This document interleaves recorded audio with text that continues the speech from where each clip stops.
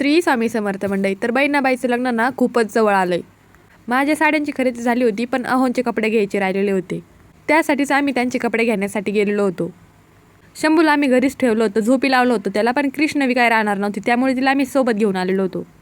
कारण तिला घरी ठेवलं ना ती त्याला पण झोपू देत नाही. आणि गावात गेल्यानंतर ना मॅडमचे काही पण हट्ट असतात. तिला ना आईस्क्रीम खायची होती. मग आम्ही गेलो आणि बदाम शेक आणि तिच्यासाठी आईस्क्रीम घेतली होती. घरी आल्यानंतर ना आपलं रोजचंच काम स्वयंपाक बनवायचा होता. मग ना भोपळ्याचे थालीपीठ बनवायचे होते मला. त्यासाठी ना अगोदर भोपळा धुवून घेतला, मग ना त्याचा किस करून घेतला. त्यामध्ये टाकण्यासाठी लगेच मसाला पण काढून घेतला. हिरवी मिरची, लसूण, कोथिंबीर आणि थोडेसे ना जिरे टाकले आणि चवीनुसार मीठ टाकून ना ते बारीक करून घेतलं. यासाठी ना मी थोडंसं गव्हाचं पीठ, थोडंसं बाजरीचं आणि डाळीचं पीठ घेतलेलं होतं. आणि त्याच्यासोबत खाण्यासाठी ना मी झणझणीत लसणाची चटणी बनवणार होते.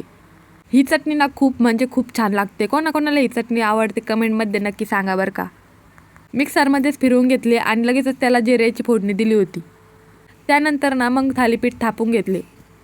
आणि आमची त्यांना भोपळ्याची भाजी कोणीच खात नाही, पण असे थालीपीठ बनवले ना तर सगळेच खातात.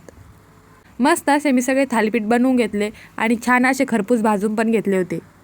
तर मंडळी असा होता आमचा संध्याकाळचा मेनू. कुणाकुणाला व्हिडिओ आवडला त्यांनी ना व्हिडिओला लाईक करून नक्की जा. तर मग चला पुन्हा भेटूयात पुढच्या व्हिडिओमध्ये.